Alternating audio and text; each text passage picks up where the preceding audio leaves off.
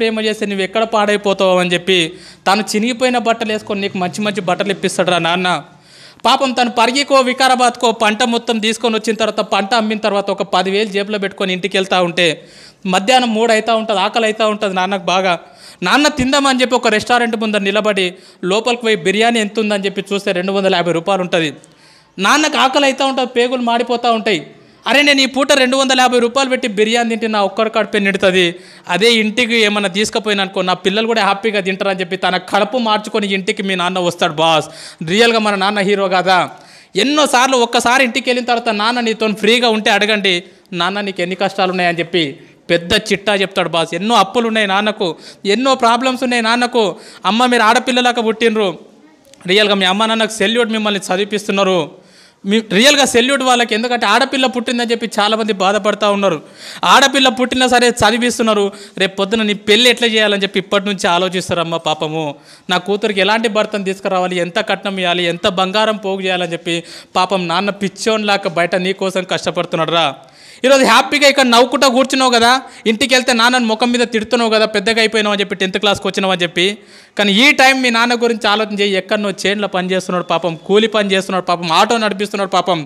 365 రోజులు నీ కోసం పని చేసేటటువంటి కష్టపడేటటువంటి పిచ్చోడురా మీ నాన్న.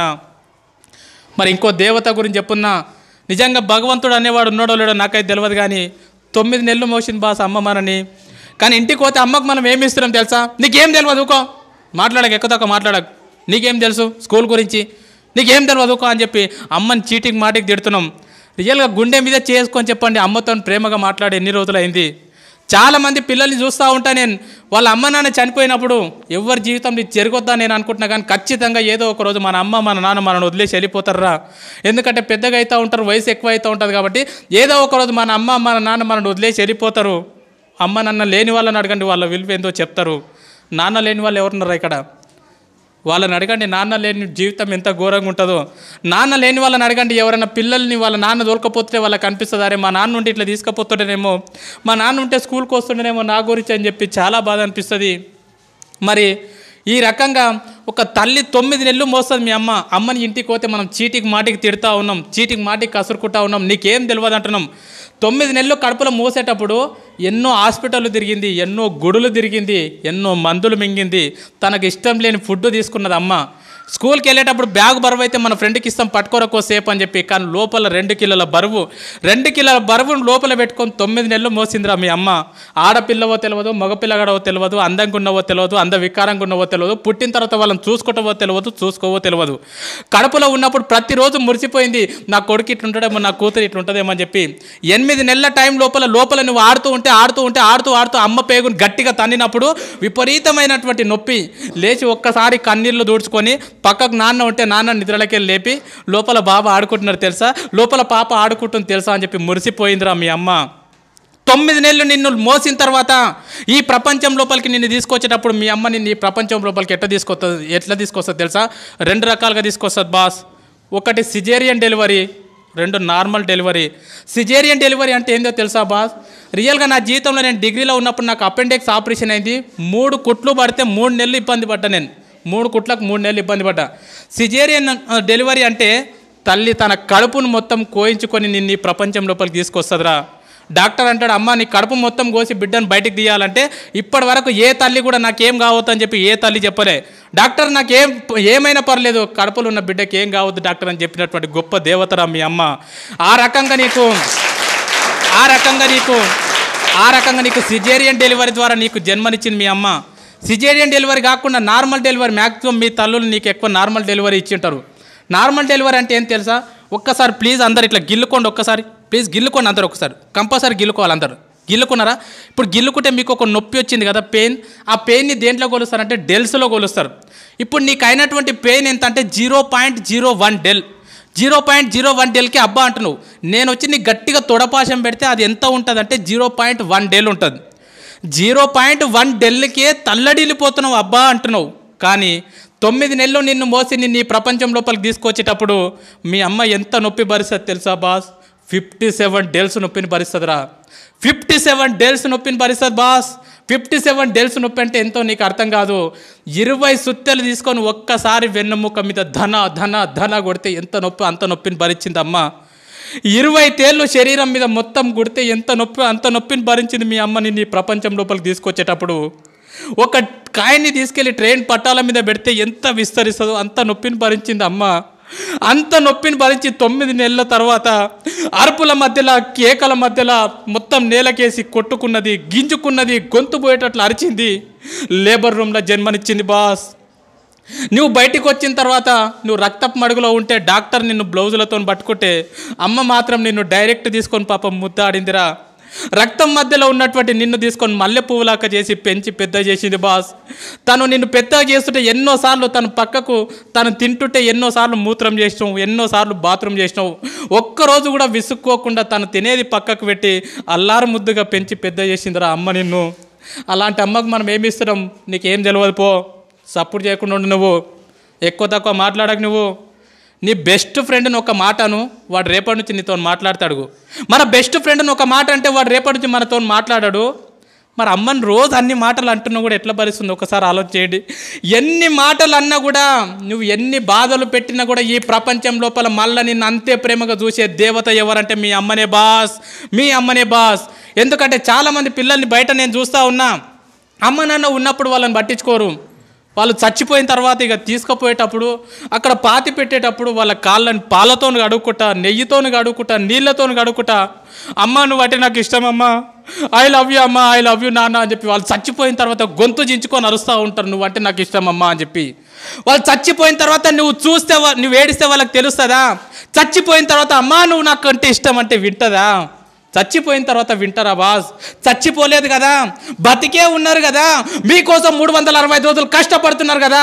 ఈరోజు ఇంటికి వెళ్ళిన తర్వాత చెప్పండి, అమ్మ నువ్వు అంటే నాకు చాలా ఇష్టం అమ్మా, నన్ను ఎట్లా కన్నావమ్మా, అసలు నేను ఎంత లక్కీ అమ్మా, నా కోసం ఎంత కష్టపడుతున్నావు అమ్మా అని చెప్పి. అమ్మకి ఎన్నిసార్లు థ్యాంక్స్ చెప్తున్నారు, ఎవరు చెప్పట్లే అమ్మకి థ్యాంక్స్. అమ్మకు నువ్వు థ్యాంక్స్ అని చెప్తే కూడా అర్థం కాదు. మరి మన కోసం ఇంత కష్టపడి మనని ఈ ప్రపంచం లోపలికి తీసుకొచ్చినటువంటి మన అమ్మ నాన్నని మనం సంతోషపెట్టాలంటే మనం చేయాల్సినటువంటి చిన్న పని మంచిగా చదువుకోవడమే. నువ్వు ఈరోజు మంచిగా చదువుకొని అన్ని పాస్గా ఇదే టీచర్లు మీ ఊరికి వచ్చినప్పుడు అబ్బా నీ కొడుకు బాగా పాస్ అయింది అమ్మ, నీ కూతురు బాగా పాస్ అయిందంటే ఆ నొప్పిని మొత్తం మర్చిపోతుందిరా అమ్మ. అరే నా కొడుక నా కూతురు, అరే సారులు గొప్ప చెప్పారు అని చెప్పి. ఆల్రెడీ అమ్మ కడుపు కోతబెట్టి ఈ ప్రపంచం లోపలికి వచ్చినాం. రేపు పొద్దున కాలేజ్ చేస్తుంటున్నావు, ఇంకేదో చేస్తున్నావు, ఎవరో పరిచయం అయ్యారని చెప్పి ముఖం తెలియని వాళ్ళతో ఇంట్లోకి వెళ్ళిపోయి అమ్మ నాన్న గుండెల మీద దాన్ని వెళ్ళిపోవద్దురా. ఎంతమందిని చూస్తున్నాం బయట, యూట్యూబ్లో చూస్తున్నాం, దాంట్లో దీంట్లో చూస్తున్నాం. ఎవరో ముఖం తెలియనోడు పరిచయం అయితే 2 సంవత్సరాల పరిచయానికి అమ్మ నాన్నని కాదంటున్నారు. వద్దుపో, మీరు వద్దు, నాకు వీడే కావాలి. ఎంత బాధ ఉంటుంది పాపం. 9 నెలలు మోసి అంత నొప్పి భరించి ఈ ప్రపంచంలోకి తీసుకొచ్చినటువంటి ఒక కూతురు నువ్వు వద్దుపో నాకు వీడు కావాలని చెప్పి గుండెల మీద తన్ని వెళ్ళిపోతుందంటే ఆ తల్లిదండ్రులకు ఎంత బాధ ఉంటుందో ఆలోచన చేయండి. నా నంబర్ 1 స్కూల్లో చదువుతున్నటువంటి ప్రతి అమ్మాయికి ప్రతి అబ్బాయికి చేతులు ఎత్తి నమస్కరించి చెప్తున్నా, జీవితంలో మీ పెళ్లి చేసే అదృష్టం మీ అమ్మ నాన్నకి ఇవ్వండిరా. మీ పెళ్లి చేసే అదృష్టం మీ అమ్మ నాన్నకి ఇవ్వండి. రేపు పొద్దున మీ పెళ్లి చేసే టైంకి ఊరు తిరగాలి నీకోసం. నా కూతురుకు అబ్బాయి కావాలని చెప్పి, నా కొడుకుకు అమ్మాయి కావాలని చెప్పి ఊరు తిరగాలి. అంతేగాని ముఖం తెలియనుతో నువ్వు వద్దు అని చెప్పి అమ్మ నాన్నను వదిలేసి మాత్రం వెళ్ళిపోకండి. అమ్మ నన్ను వదిలేసి వెళ్ళిపోయినాం అనుకో బాస్, వేస్ట్. నన్ను అడిగితే చాలా వేస్ట్. ఎంతోమంది చేస్తూ ఉన్నారు బయట, వాళ్ళకి తెలియదు ఇంపార్టెన్స్. సరే ఈ ఎగ్జామ్లో బాగా కష్టపడతాం, చదువుకుంటాం, ఇంట్రెస్ట్ పెట్టి ఈ ఫైర్ నీకు అర్థమైంది. ఇన్ కేస్ నువ్వు ఎంత కష్టపడి చదువుకున్నా రేపు పొద్దున యాన్యువల్ ఎగ్జామ్ అప్పుడు నీ హెల్త్ బాగాలేకనో సంథింగ్ ఏదో ఫెయిల్ అవుతావు. ఒక్కొక్కసారి ఫెయిల్ అవుతాం. ఫెయిల్ అయితే వేస్టా? కాదు. మరి మా 10 పాయింట్స్ తెచ్చుకోమన్నాక తెచ్చుకోండి, మ్యాక్సిమం ప్రయత్నం చేయండి. అనుకోకుండా కనుక ఫెయిల్ అయినారనుకో, దయచేసి చెప్తున్నా, మన లైఫ్లో సూసైడ్ అనే మాట ఉండొద్దు. సూసైడ్ చేసుకోవద్దు. ఎందుకంటే మనం చచ్చిపోయినామనుకో బాస్, నువ్వు ఫెయిల్ అయినావు అని చెప్పి సూసైడ్ చేసుకుంటే ఈ స్కూల్కి నీకంటే మంచి స్టూడెంట్ వస్తాడు, నీ ఫ్రెండ్కి మంచి ఫ్రెండ్ దొరుకుతాడు. కానీ మీ అమ్మ నాన్నకు మళ్ళీ ఇలాంటి కూతురు ఇలాంటి కొడుకు దొరకడరా. అందుకే ఒక్క విషయం బాగా గుర్తుపెట్టుకోండి, లైఫ్లో ఎన్ని కష్టాలు వస్తే ఫ్యూచర్ అంత బాగుంటుంది.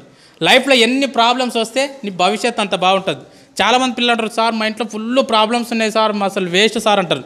మనము హాస్పిటల్కి వెళ్ళినప్పుడు, హార్ట్ హాస్పిటల్కి వెళ్ళినప్పుడు ఈసీజీ తీస్తారు కదా, ఈసీజీ తీసినప్పుడు ఇట్లా వస్తుంది, అది లైన్ చూసిరా, సినిమాలో చూపిస్తారు, టొయ్ టొయ్ టొయ్ టొయ్ అని వస్తుంది. అట్లా రాకుండా టొయ్ అని వచ్చిందంటే దాని అర్థం ఏంది? చచ్చిపోయిండని అర్థం. మిత్రమా, నీ జీవితం లోపల కూడా కష్టాలు లేకుండా కన్నీళ్ళు లేకుండా జీవితం ఇట్లా సాపిగా సాగిపోతుందంటే నువ్వు చచ్చిపోయినటువంటి శవంతో సమానం. నీ జీవితం లోపల కూడా కష్టాలు వస్తున్నాయి, సుఖాలు వస్తున్నాయి, కన్నీళ్ళు వస్తున్నాయి, ఒడిదుడుకులు వస్తున్నాయి, ఫెయిల్ అవుతున్నాం, పాస్ అవుతున్నాం అంటే నువ్వు బతికున్నావని అర్థం మిత్రమా, బతికున్నావని అర్థము, బతికున్నావని అర్థం. స్వామి వివేకానంద అంటాడు, కెరటాలు నాకు ఆదర్శం, పైకి లేస్తున్నందుకు కాదు, కింద పడ్డ ప్రతిసారి పైకి లేస్తున్నందుకు. ఎన్నిసార్లు ఫెయిల్ అవుతున్నాం అనేది ఇంపార్టెంట్ కాదు, ఫెయిల్ అయిన ప్రతిసారి మళ్ళీ పాస్ కావడానికి ప్రయత్నం చేస్తున్నామా లేదా అనేది ఇంపార్టెంట్. 10 సార్లు ఫెయిల్ అయినా సరే 11వ ప్రయత్నం చేయండి, అదే నిజమైనటువంటి చదువు. నన్ను అడిగితే ఫెయిల్ అయితే బాధపడొద్దు, సబ్జెక్టు పోతే బాధపడొద్దు, ఎందుకంటే జీవితం అనేది చాలా నేర్పుతుంది. అడగండి మీ టీచర్లను, ఎప్పుడన్నా ఫ్రీగా ఉన్నప్పుడు, సార్ మీరు ఎప్పుడన్నా ఫెయిల్ అయినరా? ఖచ్చితంగా ఏన్నో ఒక దగ్గర ఫెయిల్ అయినామని చెప్తారు వాళ్ళు, ఖచ్చితంగా ఫెయిల్ అయినరు. సపోజ్ ఫర్ ఎగ్జాంపుల్ చూడండి, 10th క్లాస్ ఫెయిల్ కాలే పోయినావు, ఇంకో విషయం చెప్తాం, పాస్ అయినోడు ఒకటేసారి రాస్తాడు ఎగ్జామ్, ఫెయిల్ అయినోడికి 2 సార్లు ఛాన్స్ ఉంటుంది రాసేది, అవునా కదా? సో 10th క్లాస్ ఫెయిల్ అయినావు, హ్యాపీగా వెళ్ళిపోయినావు, ఇంటర్మీడియట్ మంచిగా నడిచిపోయింది, డిగ్రీ మంచిగా నడిచిపోయింది, ఇంకేదో నడిచిపోయింది, నీ జీవితంలో ఎక్కడ ఫెయిల్యూర్ లేకుండా ఇట్లా జీవితం సాఫీగా సాగిపోతుంది. రేపు పొద్దున జాబ్ చేసేటప్పుడు నీకు ఫెయిల్యూర్ వచ్చింది అనుకో, ఖచ్చితంగా హార్ట్ అటాక్ వచ్చి స్పాట్లో చచ్చిపోతావు నువ్వు. ఎందుకంటే నీకు ఫెయిల్యూర్ అంటే తెలియదు, ఓటం అంటే తెలియదు. అందుకే నేనేం చెప్తానంటే చాలామంది పిల్లలకు ఆటలు ఆడమని చెప్తాం. ఆటలు ఆడడం అనేది ప్రైవేట్ స్కూల్లో ఏడుంటుంది మిత్రమా, ఇలాంటి గవర్నమెంట్ స్కూళ్ళలో మాత్రం ఉంటుంది. ఏ స్కూల్కు గ్రౌండ్ ఉన్నా చూడండి, ఏ స్కూల్కు గ్రౌండ్ లేకుంటుంది. ఆటలు ఆడితే ఏమవుతుందంటే, మనం కబడ్డీ ఆడినాం అనుకో, ఓడిపోతే ఏమంటాం, అరే మళ్ళీ ఆడదాంరా, మళ్ళీ ఆడదామారా, ఓయ్ మళ్ళీ ఆడదామా, ఎంత స్పిరిట్ ఉంటుంది తెలుసా. క్రికెట్ ఓడిపోయినాం అనుకో, అరే రేపు మళ్ళీ బెట్టు కట్టుకుందాంరా, ఎన్నిసార్లు ఓడిపోయినా మళ్ళీ ఏమంటున్నావు, అరే ఇంకోసారి ఆడదాంరా అంటున్నావు. ఆటలు నీ జీవితానికి అవి నేర్పుతాయి.